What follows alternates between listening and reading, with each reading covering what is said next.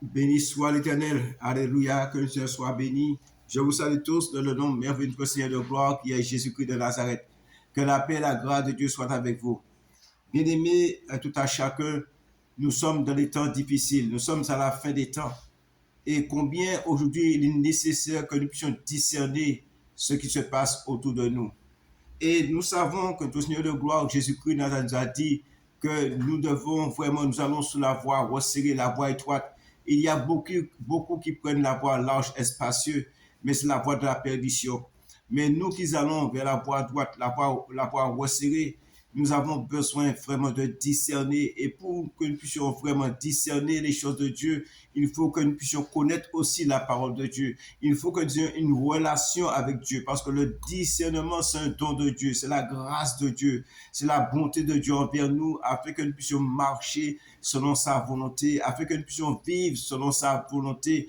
Mais nous savons aussi que dans la maison de Dieu, il y a des étrangers. Dans la maison de Dieu, il y a de ceux et celles qui viennent dans un seul but, dans le seul but pour vraiment faire le travail de l'ennemi, le travail, les œuvres de la chair, les œuvres qui nous éloignent de Dieu. Et c'est pourquoi il est nécessaire que nous prenions position pour la gloire de Dieu. Il est nécessaire que nous soyons très vigilants. Il est nécessaire que nous puissions vraiment, ce que Dieu nous a demandé, de retourner à la parole de Dieu et de la méditer. Sans la méditation de la parole de Dieu, sans une vie de prière, nous ne pouvons pas avoir le discernement. Sans une vie de consécration, il est impossible que nous ayons le discernement.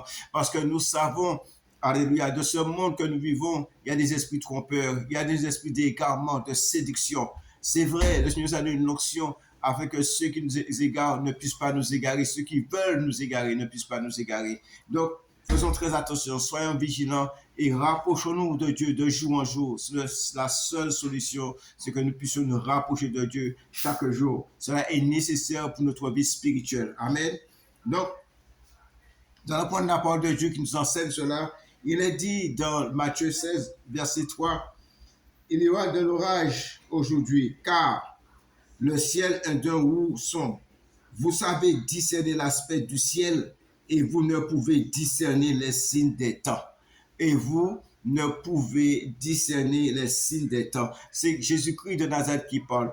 Mais il parle après avoir que les pharisiens et les sadducéens ont voulu l'éprouver. Donc c'est à ce moment-là qu'il parle. Il dit que vous n'arrivez pas à discerner, alléluia, vous n'arrivez pas à discerner les signes des temps.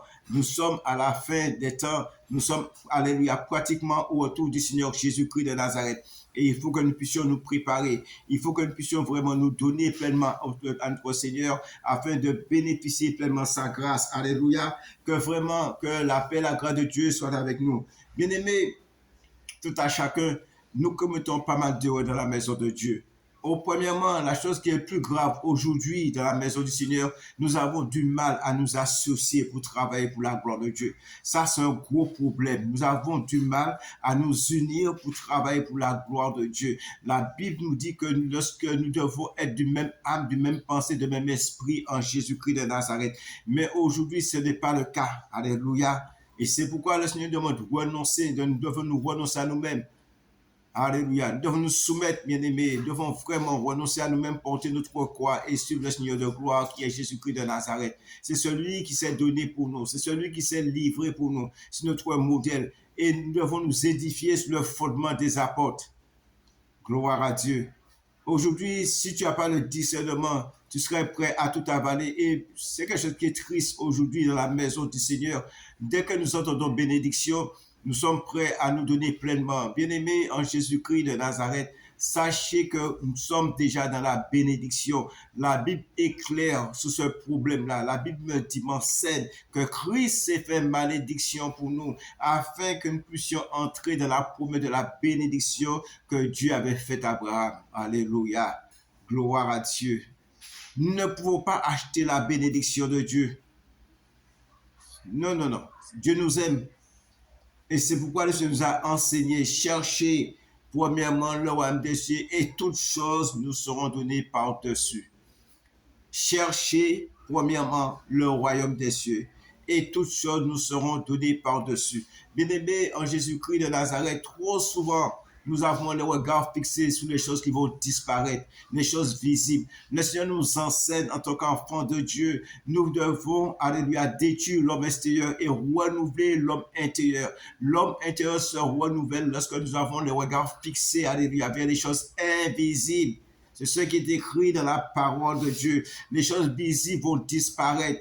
Et c'est pourquoi il est dit dans Colossiens 3, à partir du verset 1, si donc vous êtes ressuscités en Christ, recherchez les choses d'en haut où Christ est assis à la droite de Dieu, non de celles qui sont sur la terre. Alléluia. Dieu est fidèle. Si Dieu voit que vraiment nous sommes disposés pour le servir, si Dieu voit vraiment nous avons ce désir de nous rapprocher de lui chaque jour, chaque instant, Dieu prendra soin de nous. Dieu est fidèle, quoique nous sommes infidèles. Et combien aujourd'hui nous avons besoin. Vous savez, il faut que nous ayons du courage. Il faut mettre de l'ordre au sein des églises aujourd'hui. Il faut mettre de l'ordre. S'il n'y a pas d'ordre, nous conduisons le peuple à l'égarement. Si nous disons que nous sommes serviteurs de Dieu, si nous disons que nous avons un appel de Dieu, faisons le travail sincèrement. Passons du temps ensemble dans la prière, gênons ensemble, partageons la parole de Dieu ensemble, afin que l'Esprit de Dieu puisse nous consolider, puisse nous former pour la gloire de Dieu le Père. Alléluia. Et c'est pourquoi l'apôtre Paul parle à Timothée, le responsable de l'Église. Il dit, Timothée, applique-toi à la lecture, applique-toi à la parole, alléluia. Sauve toi-même et tu sauveras quelques-uns.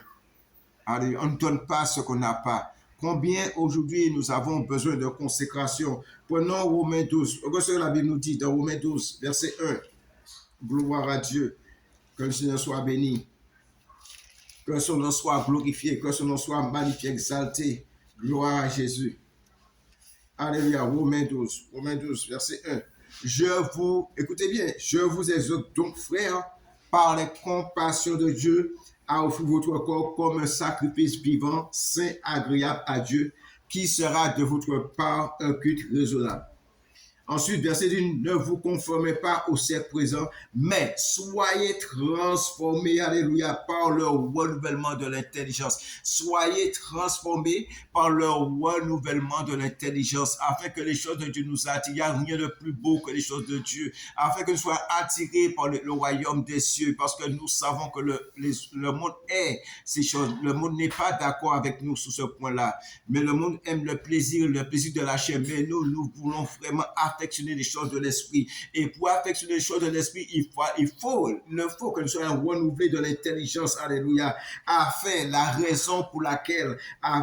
que vous discerniez quelle est la volonté, alléluia, de Dieu, ce qui est bon, agréable et parfait, alléluia. Pour faire la volonté de Dieu, il faut que nous soyons une intelligence renouvelée. Il faut que nous ayons un regard nouveau. Il faut que nous soyons régénérés, restaurés. Et qu'est-ce qui nous régénère? Qu'est-ce qui nous restaure? C'est la parole de Dieu. C'est l'Esprit de Dieu. Alléluia. C'est la communication avec Dieu. C'est l'intimité. C'est la recherche de Dieu. Alléluia. Qui nous conduit à la transformation. Et c'est pourquoi l'apôtre Paul parle aussi dans Éphésiens. Il le dit à haute voix. Il dit, béni soit Dieu, le Père de notre Seigneur Jésus-Christ, qui nous a bénis de toutes sortes de bénédictions dans les lieux célestes.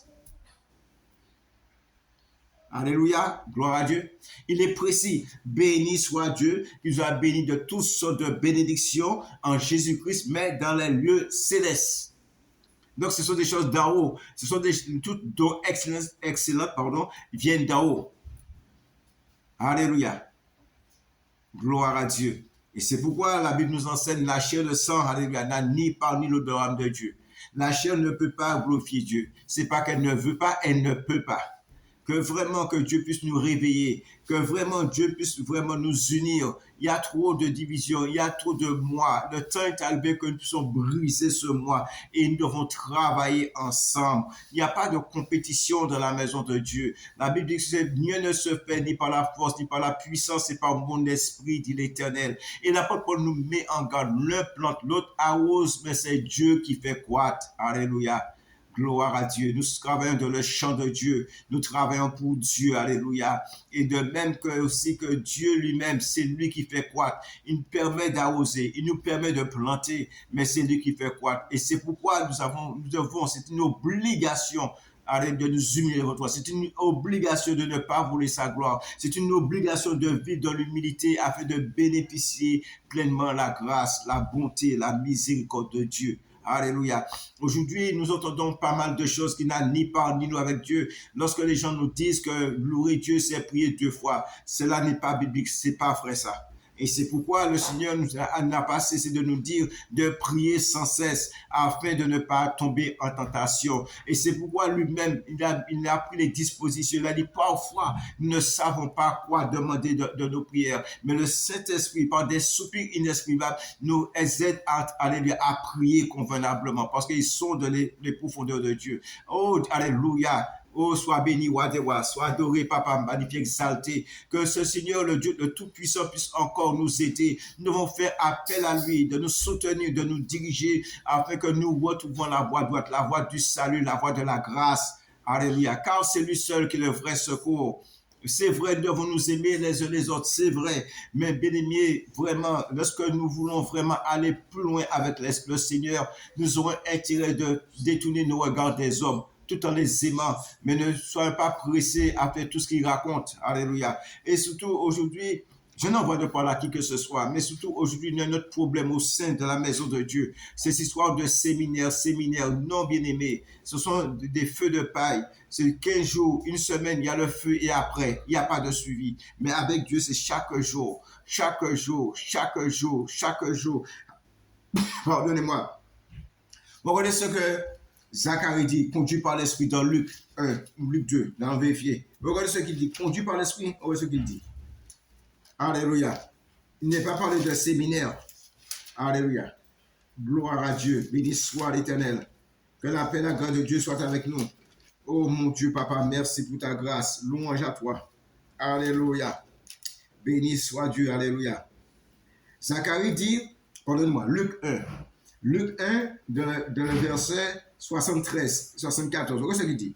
Selon le serment par lequel il avait juré Abraham, notre Père, alléluia, de le servir sans crainte, en marchant devant lui, alléluia, dans la sainteté et dans la justice tous les jours de notre vie. Alléluia, gloire à Dieu. Je reprends pour vous. Selon le serment, alléluia, par lequel il avait juré Abraham, notre Père, de nous permettre après que nous soyons délivrés de la main de nos ennemis. Alléluia. Lorsque tu sors du monde et tu vas vers Jésus, tu es délivré de la main de ton ennemi qui t'avait tenu dans la captivité, t'avait tenu dans l'alcool, dans la drogue, dans toutes sortes de choses qui n'est pas à la gloire de Dieu. Alléluia. De toutes sortes de péchés. Et Christ est venu nous libérer. Et que vraiment, il voudrait que nous puissions sortir totalement du péché. Il a les moyens, il a les capacités. Il peut le faire sans aucun problème. Alléluia. Et c'est pourquoi il est dit, alléluia, selon le serment par lequel il avait juré Abraham, notre Père, de nous permettre, après que nous serions délivrés de la main de nos ennemis, de le servir sans crainte, en marchant devant lui dans la sainteté et dans la justice tous les jours de notre vie. Tous les jours de notre vie. Alléluia, gloire à Dieu. Et c'est pourquoi, bien-aimés, sans la consécration, sans la sanctification, nous ne pouvons pas entrer dans cette réalité. Nous ne pouvons pas discerner parce que le discernement vient de l'esprit. C'est d'après la vérité, d'après la parole de Dieu que nous aurons le discernement. Et c'est pourquoi il est temps que nous puissions vraiment passer la parole de Dieu au crible et de ne rien faire par précipitation. Gloire à Dieu. Et surtout, bien-aimés, soyons vigilants. La Bible me donne des exemples. Par exemple, nous avons le jeune prophète et le vieux prophète. Le vieux prophète est venu faire un travail pour Dieu, mais il a tellement parlé. Et lorsqu'on lui a dit cela, dit que Dieu lui a dit de ne pas repasser par le même chemin. Et voilà, un vieux prophète vient. Celui que Dieu n'a pas utilisé, il vient vers le jeune prophète. Il dit, moi aussi, je suis prophète. Alléluia. Il a dit que le Seigneur m'a dit de te dire. Et ce jeune prophète a perdu sa vie. Alléluia. Nous avons besoin, bien-aimés, plus que jamais. Lorsque Dieu nous a dit quelque chose, Dieu ne revient pas comme ça sur sa parole. Non, non, non, non, non, non, non. Faisons très attention à ça. Nous devons vérifier ces choses. Prenons le temps de faire les choses. De même pour David. David a voulu apporter l'ange de Dieu sous des chars et ça n'a pas marché. Alléluia. Faisons très attention. Et c'est pourquoi la Bible nous dit, que c'est dans la consécration nous allons discerner ce qui est bon et agréable au Seigneur. C'est dans la consécration nous allons discerner le bien du mal par rapport à la parole de Dieu. Alléluia. Nous ne pouvons pas être consacrés à Dieu sans sa parole. Nous ne pouvons pas être consacrés à Dieu sans son esprit. Nous ne pouvons pas être consacrés à Dieu si nous ne sommes pas dans la vérité et si nous n'avons pas reconnu Jésus comme Seigneur et Sauveur. Alléluia. Gloire à Dieu. Que vraiment le Seigneur puisse nous restaurer, nous fortifier. Et combien, nous qui disons nous sommes des serviteurs de Dieu, nous qui nous donnons beaucoup de titres dans la maison du Seigneur. Regardez ce que dit l'apôtre Paul. Bien aimé, il faut que nous changions de mentalité. Il faut que vraiment, nous qui disions que nous sommes pasteurs, nous qui sommes apôtres, nous sommes évêques, nous sommes prédicateurs, nous sommes ci, nous sommes prophètes, nous sommes patiti patata. Mais le temps est arrivé, bien aimé. Si nous avons un ministère, si Dieu nous a bénis, notre rôle c'est de bénir les autres. Notre rôle c'est de faire le travail de Dieu sans dispute, sans critique, sans médisance. Faire ce que Dieu nous demande. Regardez ce que l'apôtre Paul dit. Alléluia. Vers 1, Philippiens 1, verset 8. Car Dieu m'est témoin que je vous chéris tous avec la tendresse de Jésus-Christ. Alléluia. Combien nous avons besoin de changer, bien-aimés, d'aimer notre prochain, de les respecter, les honorer pour la gloire de Dieu le Père. Philippiens 1, verset 8 nous dit, car Dieu m'est témoin que je vous chéris tous avec la tendresse de Jésus-Christ. Et que je demande dans mes prières, c'est que votre amour augmente de plus en plus en connaissance et en pleine intelligence. Pour quelle raison? Pour discerner les choses les meilleures afin que vous soyez purs et irréprochables pour le jour de Christ. Alléluia. Remplis du fruit de justice qui est par Jésus, alléluia, par Jésus-Christ à la gloire et à la louange de Dieu. Alléluia. Donc nous voyons le travail qui nous attend. Combien nous avons besoin de prier pour notre transformation.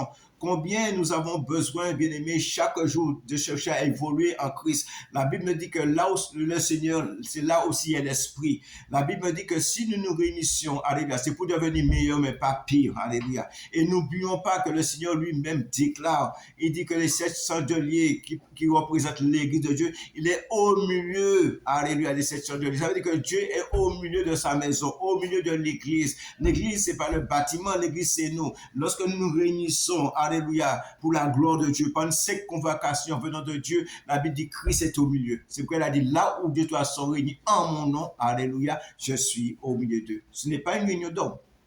Tu as fait la paix avec Jésus-Christ, tu appartiens à Jésus-Christ. Tu n'appartiens plus à toi-même, mais tu appartiens à la personne de Jésus-Christ de Nazareth. Il t'a racheté par son sang précieux. Et aujourd'hui, le temps est arrivé, bien aimé, que nous puissions vraiment changer de comportement et vraiment de faire un travail extraordinaire. Combien le peuple souffre, le peuple de Dieu est dans une souffrance. Il n'y a pas de nourriture pour le peuple de Dieu, pour que le peuple puisse croître, le peuple puisse grandir. Combien nous avons besoin vraiment faire une enquête, de regarder qu'est-ce qui se passe dans l'Assemblée. Je suis sûr, si nous avons ce courage, le peuple dit, ils ne sont pas bien nourris. Le peuple a besoin de la nourriture de Dieu. Et l'apôtre Paul en parle. Si même les prédicateurs, si même les anciens le disent. Regardez ce que l'apôtre Paul dit dans Hébreux 5. Alléluia. Que la paix et la gloire de Dieu soient avec nous. Nous avons besoin de transformation. Nous avons besoin vraiment de sagesse. Nous avons besoin d'humilité pour pouvoir travailler ensemble. Il n'est pas normal que nous sommes vraiment serviteurs de Dieu, serviteurs de Dieu, prédicateurs, apôtres, tout ce que nous voulons. Nous sommes dans une assemblée, nous ne prions pas ensemble. Nous ne jeûnons pas ensemble. Nous ne partageons pas la parole de Dieu. Alléluia. Comme faisaient les apôtres. Et c'est pourquoi Pierre s'écrit, il dit, il ne va pas laisser la parole de Dieu pour servir à table. Et c'est à ce moment-là qu'il a choisi les diacres. Alléluia. Oh Dieu, que Dieu soit béni, que Dieu nous aide.